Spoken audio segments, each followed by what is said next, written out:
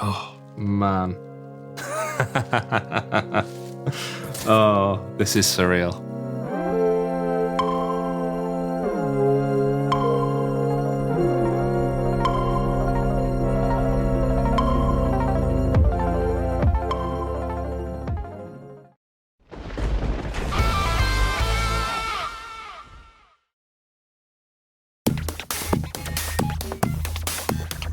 Hey heroes, Josh here from Panels to Pixels, and I'd like to take you back to the summer of 2002, the summer of Spider-Man. I was 10 years old, and this movie, Sam Raimi's Spider-Man, it was just a dream come true to me. You know, I'd grown up at that point on the animated series, and I was getting into the comics and the toys, and this movie was just everything that I wanted to see in a live-action Spider-Man. It came, you know, at exactly the right time for me at 10 years old, and it just blew the lid off completely. I was out there with the Toy Biz dual action web blaster, I think it was called, you know, which came with that kind of a pleathery glove and the great big web shooter, which shot silly string. You know, you could spray it all over your cat or whatever. Anyway, so let that wave of nostalgia wash over you if you haven't thought about one of those web shooters for 20 odd years. But yeah, ever since then, and having like the kids dress up costumes as a kid that were always a bit rubbish, I've always dreamed of owning a kind of a movie quality Spider-Man mask, and particularly from that first movie when I, you know, first saw Spider-Man in live action. I think I'll talk about why I love that design so much a little bit later, because I don't want to bury the lead here too much. You've seen the thumbnail, you know what this video is all about, and so let's get to it. So over the years, I have been checking out some of the makers who create replicas of the Tobey Maguire Spider-Man masks. I've also, you know, pored over the behind-the-scenes footage of how they made the originals, and I've seen some very talented people, even here on YouTube, attempt to make their own versions, which is something, you know, I've kind of toyed with the idea of. But ultimately, I wanted something studio quality. Whether that's what I'll get here today, I don't know. When you ask around on the replica prop forums about who makes the best Spider-Man mask, you'll get pointed to one or two names who I'm not going to name here. You know, I'm not trying to make any comparison between what I've got and what they make. But, you know, I have checked their stuff out over the years. And it's kind of one of those things where, you know, there are no prices on their websites. And it's like, if you have to ask, you can't afford it. I have seen a few people throw some numbers out there, anywhere from $3,000 to $5,000 for a full suit. And hey, like, these are meticulous replicas that these people are making. And if I had the money and I wanted to set up like a true museum piece, I would absolutely go that route. But I've not got $5,000 to drop on a mask right now. And so it was this search that led me last year to a new company called primenous-studio.id. And after a bit of digging about on social media, this is what I've been able to glean about this company. Now, let me preface all of this by saying this is not a sponsored video. I am not making this in any way in collaboration with primenous-studio.id. They don't know I'm making this video. They know that I bought a mask from them, but they don't know, I don't even think they know that I'm a YouTube channel. So here is what I have ascertained about primenous-studio.id. They are a small outfit out of Indonesia, and they claim to have made all of the Raimi masks that you see on like Etsy and AliExpress. And like over the years, I have seen these masks pop up, and they're kind of reasonably priced, look like pretty good replicas. And if you've seen anyone on YouTube do unboxings in the past of like this mask that they've bought from AliExpress or Etsy, what I've gathered is that it's come from this company, primenous-studio.id. But according to their Instagram, they have struck out on their own, and they are making higher quality, more accurate versions of these masks that they are selling direct to customers through their websites. And based on like Trustpilot reviews and things like that, I think I've ended up being a bit of an early adopter on their website. It didn't look like there were many sales like registered when I ordered this. So who knows what is in this box? Like I said, this isn't a sponsored video. I'm kind of enjoying right now not opening this because it's a bit of Schrodinger's Spider-Man mask. And for you watching at home, you can skip ahead to the end and you can see what I've got here. But right now, this could be a box of sand or just a note that says, "We've got your money." Haha. Yeah, I haven't actually said what this is yet, but this is a replica of the first mask from Spider-Man 1. And we'll get into the differences between the Spider-Man 1 mask and the Spider-Man 2 and 3 masks as we get into it, you know, provided all goes well. But I particularly wanted a mask from the first movie because that is the design that I fell in love with. Most people out there make the Spider-Man 2/3 mask, which is essentially the same mask, including Primenous Studios. The ones that they've been selling for years to Etsy sellers and AliExpress sellers are the Spider-Man 2/3 masks, and they even do like the black symbiote version. Now, objectively, I think that the Spider-Man 2 mask is a better mask. I think that it's finessed a little bit more. Off the top of my head, I'm not an expert in these masks whatsoever, but off the top of my head, the lenses are a slightly different shape. They get a bit more streamlined, a bit more triangular. There is some airbrush like pearlescent purple around the edge of the lenses, which just gives it a bit more of a dimensionality. I think they painted the kind of inner walls of the raised webbing black to make that raised webbing just pop up a bit more, and again, give it more dimensionality. So what you're going to see, hopefully, if this is as good as I hope it's going to be, is a much more simplified mask from that first movie where it didn't have, the airbrushing around the lenses and stuff like that. And again, that's the design that I fell in love with, that I was really taken with when I saw it as a 10-year-old. The final thing I'm going to say before I take my Panels to Pixels purple X-Acto knife and start breaking into this thing is I got so many scam alerts ordering this. The first thing is that Chrome flagged up to me that it was like a brand new website and there hadn't been many transactions and stuff like that. And, it told me that it could be suspicious. Every email I received from this company was going to my spam filter. And then the other thing is that they do all of their customer service through Instagram DMs, which is fine because these are indie makers. I'm not expecting some, whole messaging system to be incorporated into their website, and it is a nice looking slick website, I have to say, but just my alarm bells were going off at every stage of ordering this, but it felt like a worthwhile punt to me to get something that I've wanted for the last 24 years. And also to make this video, and I was reassured by the fact that there were some kind of customer testimonials on Instagram, and I followed those through to the profiles, and they all seem like legitimate cosplayers and stuff like that. So let's not waste any more of your time. I'm so sorry I've rambled for so long. I'm going to open this bad boy up right now. Okay, so this is very exciting for me. The other thing to say is that I ordered this in November, and these are made to order. You have to give your measurements and stuff like that, which I'll talk about in a little bit. I ordered this in mid-November, and I got it at the start of February, and I've been sitting on it for a little while until I could make this video. So that's about 3 months. It was about a 3-month lead time. On the website, it says it's a pre-order thing, and it also says that it's limited to 10 editions of this. I don't know if that's true or not. I think they're just making them to order. I don't think they've done a run of them or anything. Okay, the box is open.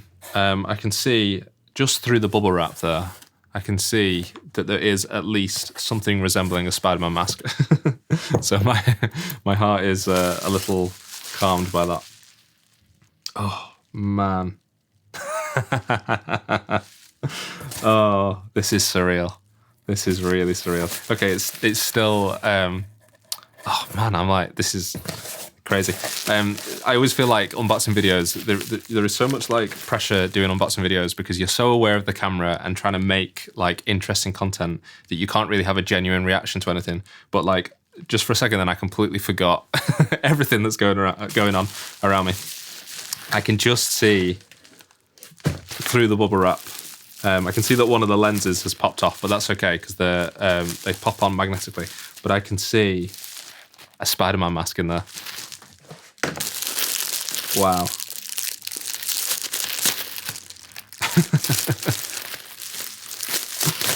This is so crazy. Wow, dude. This is so surreal to me to be holding this. I know people this might seem like I'm overreacting here. Okay, I can see that one of the lenses has kind of completely come apart in there, so that's going to need some fixing. Man, okay, I'm not wasting any more time. Let's get this crinkly wrapping out of the way. Wow. So, right, other than the fact that the lens has kind of disassembled itself in there, This is like so completely exceeded my expectations. This is crazy. What does it smell of? It smells of fabric and rubber and hot glue, which is, basically what this is made out of. Okay, this is crazy. So this, this looks like the movie. Yeah, I'm really surprised by how nice this has come out.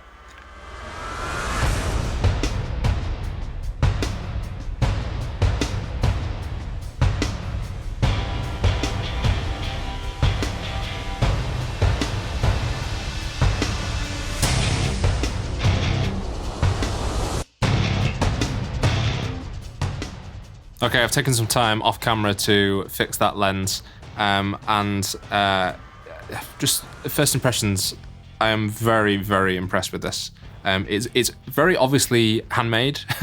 You can see inside all the hot glue strands and things like that, and everything is kind of hand cut. When that lens came apart, you could see that the mesh inside has been, cut with scissors or wire cutters or something like that, and you can see all the 3D print lines on the inside of the lens. But fully assembled, as they say, you dress for the camera. The stuff that you would see is just phenomenal. And at the end of the day, movie props are handmade. They are not mass produced with all clean interiors and things like that. The inside of the original mask would be as gnarly as this. The inside is I guess 3D printed. It's a 3D printed face shell. Very common with these kind of Spider-Man masks, as used in the original movies. And then the material is this kind of spandex material that has this like the screen printed brick texture, again accurate to the movie. And then you have the webbing. Now the webbing, I believe that this company now, they are screen printing their webbing onto the fabric for stuff like, because they make a whole bunch of masks. They make like Tom Holland masks. They make the Spider-Man 2 and 3 masks. And I think for most of their stuff now, they are screen printing the webbing onto the fabric itself, which I think is objectively better. That's newer technology. And that makes it more durable and, better for cosplayers and things like that. I even think that the No Way Home Tobey suit, I think that was screen printed webbing.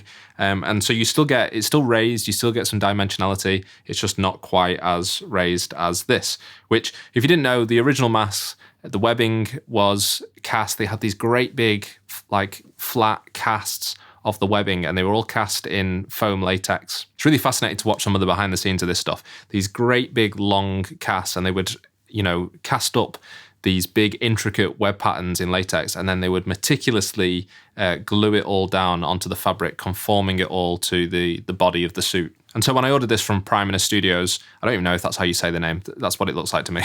From Primenous Studios, I made sure before I purchased it, I reached out to them on Instagram and I said, how are you doing the webbing on this? Because I want it to be as kind of accurate to the movie as possible. I knew that they had started to do screen printing on some of their stuff, but they confirmed that they were casting the webbing for the Raimi mask, the first movie mask. So these webs are cast in a urethane rubber, and it looks just like the original costume for the movie. The lenses have got this beautiful gunmetal finish to it that is very 2000s. And at this point, I kind of want to talk about my relationship with that first movie suit. And, I have to say at the time, I didn't love how it deviated from the source material. And I felt at the time that it was too modern. Again, if you look at any of the behind the scenes interviews of the costume designers, you hear them talking about how they worked with Oakley sunglasses for the design of the lenses, and it was very much inspired by that 2000s kind of gunmetal, kind of somewhat cyberpunk aesthetic. And I think I'd grown up with such like a specific idea in my head of what live action Spider-Man would look like. He would have black, kind of printed on webbing, and he would have the black with the white lenses, and it was just, it's such a specific look that they went for in that first movie. And at the time, even though I absolutely loved the movie, I didn't necessarily love the costumes. And obviously Green Goblin deviates even more from the source material. And then years later, I learned that the costume designers may have been inspired by the paintings of the brothers Hildebrandt. In fact, I have an art book by them. So just give me a second. Aha, so here we go. The art of the brothers Hildebrandt. This is a great little art book.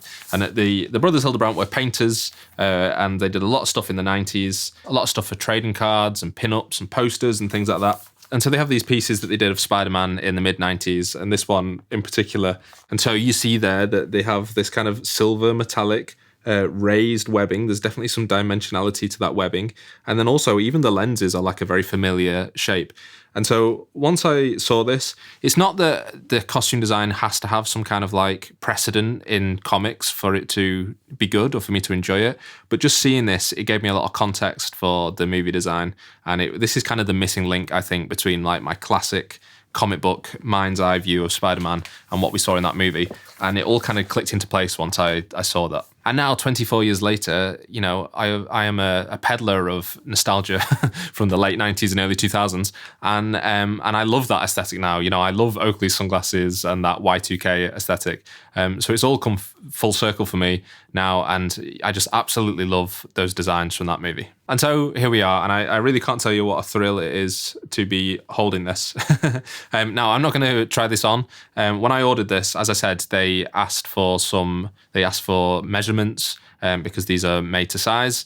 And I said to them, I'm not interested in cosplaying. I'm not interested in wearing this. I want this to be a display only. So initially I said, do you have Tobey's measurements on file? Like, can you make it? Again, I wanted it to be as screen accurate as possible. They said that they couldn't do that, but they would just do it in kind of a medium, like mannequin-sized head. So hopefully, I haven't ordered a mannequin for this yet. By the time you see this video, I will have one because I'm going to be shooting some B-roll of it. But yeah, this is kind of your standard size.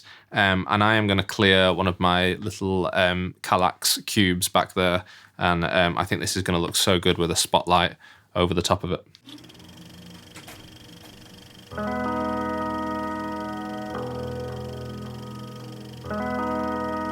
All right, so I think the final thing to talk about is the price, which, you know, I'm kind of reluctant to talk about. This cost $160 US, and then a further $40 US for shipping. So $200 all in. Do I think this is worth it? That's the big question. For me, it is absolutely worth it. I think as a display piece, this is just everything that I wanted. It feels like I'm holding the prop from the film. You know, that's about the highest compliment I could pay this. Would I recommend you heading to Primenous Studios and checking this out? Again, this isn't an ad. All I would say is set your expectations accordingly. I think that there probably are versions of this that you can get that are a bit more costumey, that will be a bit more durable and a bit more mass-produced. This feels very handmade. It feels like a cosplay thing or like, you know, a movie thing. This feels very handmade to me. And in a way, you know, that justifies the price because I can see the work that's gone into this. But it doesn't feel like a premium item. The money has gone into the labor and the fact that this is a small scale operation. I'm going to put the link in the bio because I think that if you are looking for a Raimi mask replica, particularly for display, and you don't want to drop a few grand on one from one of the high-end people, I think that this is a great option. Particularly if you're going for that Spider-Man 1 look. You know, the lenses have a very specific shape from that first movie. They are kind of more comic booky. They have that kind of swoop that's very characteristic of that first film, whereas they got way more triangular in Spider-Man 2 and 3. And again, you have that kind of flat white look for the lenses themselves, which looks really good. Again, we talked about the difference between the masks in the movies, but the other thing that I really appreciate about that first movie is that they didn't paint that kind of interior wall of the webbing, which again, you know, it's different strokes. It makes it pop a bit more in 2 and 3, but I really like, I think it's classier to have the all silver look for the webbing, personally. All right, that's just about all I need to say about this. I'm going to go turn the camera off and stare at this for the next few hours. I'll put the link in the bio. I think I'm going to reach out to Primenous Studios and, see if they want to do anything with this video. I purposely didn't want to tell them I was making this video because I wanted it to be impartial, but I'd be happy to endorse them now, having seen the work. And in fact, if they're taking requests, I would love to get a 70s Nicholas Hammond mask to go along with this, because those were like the two live-action Spider-Men of my childhood. So, if they're taking requests, I'd be happy to put in my order for that. Thank you guys so much for watching this video. This is something a bit different for me. I've never really done an unboxing before. This was exciting. My heart was thumping as I was opening that then. Speaking of 2000 superhero nostalgia, my last video was all about the most important comics of the 2000s, and there was plenty of Spider-Man representation in there, as well as lots of indie stuff, Invincible, The Walking Dead, you had the Ultimate Universe, you've got Civil War, all of that good stuff. So to watch that video, click the link on screen now, and I will see you over there.